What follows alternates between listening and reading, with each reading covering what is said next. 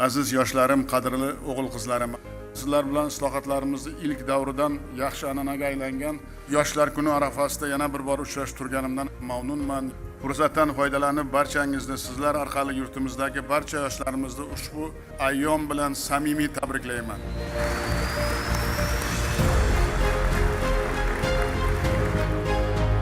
30-iyun Yoshlar kuni munosabati bilan har yili prezidentimiz yoshlar bilan uchrashuv tashkillashtiradi. Bu narsa esa an'anaga aylanib bormoqda. Kechagi muhtaram prezidentimizning yig'ilishlarida men qatnashdim va u yerda biz o'z jamoamizdan tayyorlagan loyihamizni taqdim etdim ularga. Loyihamiz bu Shell Ekomarafonda qatnashadigan avtomobil, ya'ni o'zimizning milliy avtomobilimiz edi.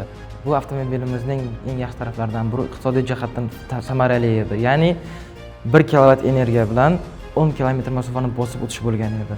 Taqdimot jarayonida muhtaram prezidentimiz loyihamizni ko'rib, o'z ijobiy fikrlarini bildirdilar va biz uchun, ya'ni jamoamiz uchun bu katta e'tirof va motivatsiya bo'ldi.